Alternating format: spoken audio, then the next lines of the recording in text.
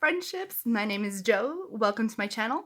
Thank you so much for clicking on the video, and a big thank you and welcome back to my subscribers. Y'all give me warm fuzzy feelings on the inside. And if anybody new wants to give me warm fuzzy feelings too, you can click the button that says subscribe. Alright, so this is my second time trying to tell this story because the first time I had lipstick all over my damn teeth. So, I'm a little bit nervous to tell this story, and that is because I don't know if any of these people watch my YouTube or see any of my stuff, but I've decided I do not give a fuck. This is the story of how I caught my ex-fiance cheating on me. Now, I know what you're thinking. He cheated on all that? He cheated on all this? He cheated on all this. So let's get into the story. I'm going to go through this in kind of like a red flag format. So red flag number 1. I met this person on Plenty of Fish. And the one rule that I have about Plenty of Fish is that you have to say it in a creepy voice. So, I met this gentleman on Plenty of Fish. Red flag number 1.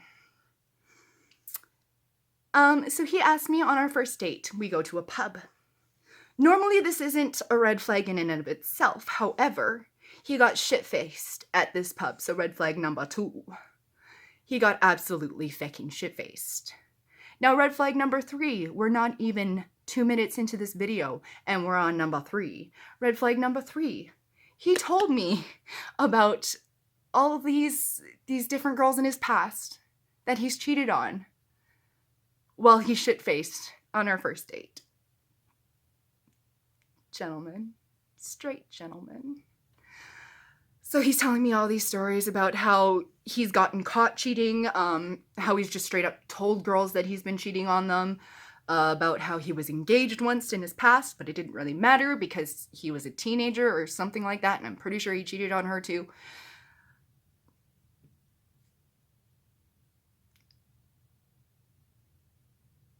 Ladies, if he's a cheater in the past, and he's done nothing to change that, he's probably going to be a cheater in the future. Sorry. So while we're on this date, we come into red flag number 4. We go home and he tells me he can't drive. The reason for him not being able to drive that he told me that I bought because I was a desperate ass mother bitch, he got caught stunting or something like that when he was a teenager, and he's no longer allowed to he wasn't allowed to apply for a license or some shit like that. I believed him. Why was that? Because at this time in my life, this is when I was a little bit, a little more voluptuous, a little more this shape, if you will. I was larger at the time, and I was desperate for somebody to love me the way that I was ready to love somebody. I was convinced in my little head of heads that if I could find somebody to love me, that I would be all better. That's not how it happens. So, because of all of that, I'm willing to overlook all of this bullshit that he's telling me because he's giving me attention.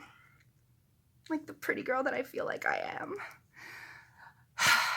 So he tells me he can't drive. La la la la la la la. Okay, fine.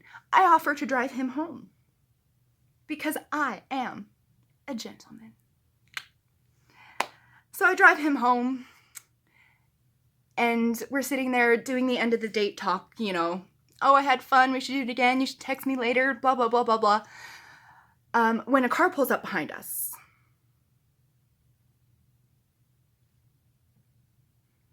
Nobody gets out of this car.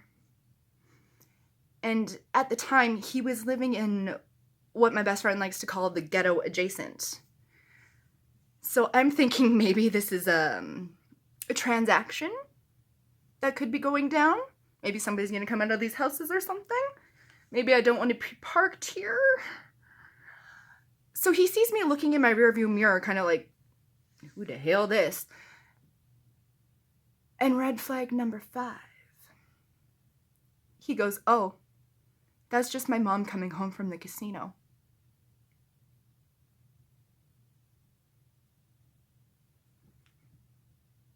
The dude was 26 and living with his parents. Cool. The reason he gave me for living with his parents is that he's working out of town. He doesn't want to pay for an apartment for like 4 weeks, not to be there, just to be there for a week kind of thing. And I'm like, okay, fine, makes sense, whatever.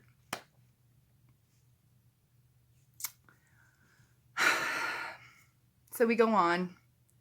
Nights finished, texts me. I'm like, oh yay, he likes me. Red flag number 6. The first time he stayed at my house, his mom called him. And this is how he answered the phone. Oh my God, where's my phone? The fuck's up? Yeah. Fuck you. What the shit? I don't fucking want that. Yeah, bye. Do not ever date a man who will talk to his mother like that. Because he will not respect you ever. Okay? Okay. So I'm kind of like, oh, maybe you're just like super hip, and like maybe your mom's like super hip and she doesn't really care. She didn't really care, and that was because it was kind of like a piece of shit family, if you feel me. The reason why I say that is because his mother called me a racial slur in front of the entire family at Thanksgiving dinner. Shit family. God damn. Anyway, we're not counting that one as a red flag. Excuse me. So a couple months after we begin our dating ritual, wooing ceremony, whatever the feck you want to call it, goddamn idiocy, his parents decide that they want to move. So of course, he can't move with them. He has to move in with me. So he moves in with me after about 2 months of dating. That is red flag number 7. 2 months is too soon to start living with somebody. Especially when you've never lived with somebody before, ever. For myself. Apparently I had lived with somebody before in the past. Apparently he cheated on her too. Whatever. So, red flag number 8.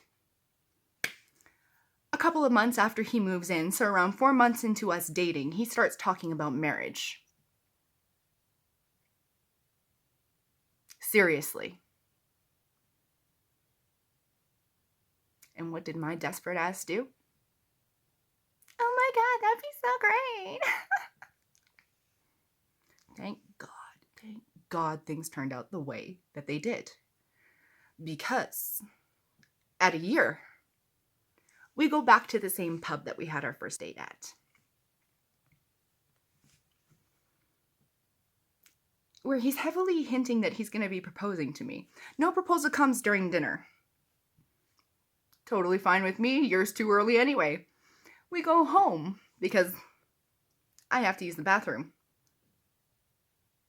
Not like a gentleman.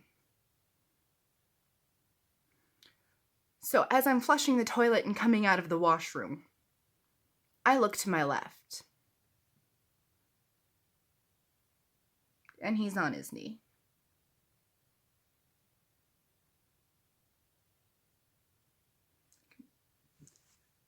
I'm just going to close the bathroom door really quick. I accept his proposal like a dumbass. But nobody panic because red flag number 10 because the shit proposal was number 9. None of my family liked him. Nobody in my family liked this dude. And they were not quiet about it. Thank God my sister is savage AF, but she'll tell you the truth, whether you like it or not. And so now red flag number 11. Red flag number 11. We were engaged for 3 years. Now, I don't know if anybody here has known an engagement that would last longer than the relationship prior to the engagement actually make it to a wedding. I've never seen one. And thank God mine didn't. Thank God mine did not. Nobody in my family liked this guy. Oh man, it would have been a terrible life for me. So, moving on to red flag number 12. While we were engaged for these 3 years, he was working out of town. And slowly over time, he stopped being interested in any sort of plans that I would make for like venue, photographer, anything. He did not give a flying feck. And I thought that was a little bit strange. And then red flag number 12, he stopped calling and texting me while he was out of town. Every girl knows that little twinge that you get that's maybe the bitch in the back of your mind going, hey, this isn't gonna work. This isn't gonna work.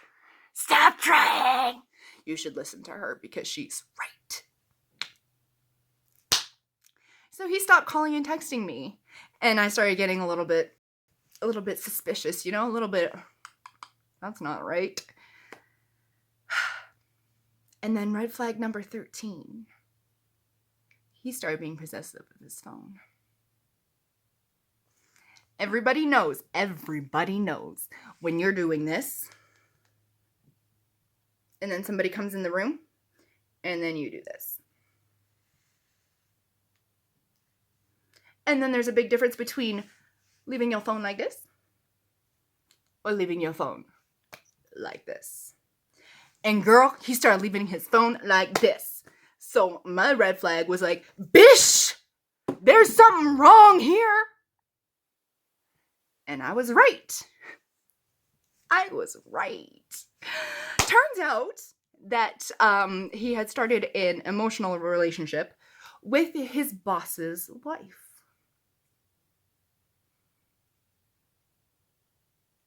So guess what I did?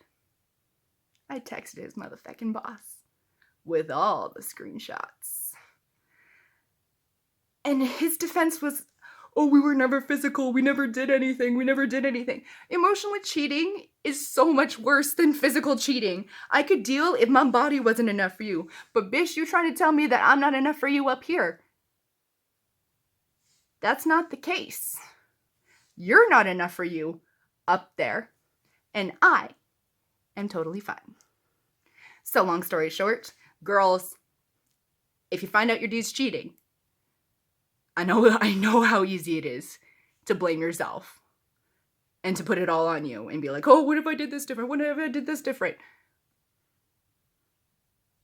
Let me tell you, if he's going to cheat, he's going to cheat. There's nothing you could have done. So stop blaming yourself. Start blaming the person who's got the dirty dong. And let's love each other and learn from each other's mistakes. That's my video that I have for you guys this week. I'm going to try and start posting more videos, mainly because I really love doing this. This is a lot of fun to me. So if you guys want to join me for that, that'd be fantastic. Remember to subscribe, like the video, comment on the video, share the video, do all the things that all the peepers tell you to do with the videos. And I will see you guys soon. Bye.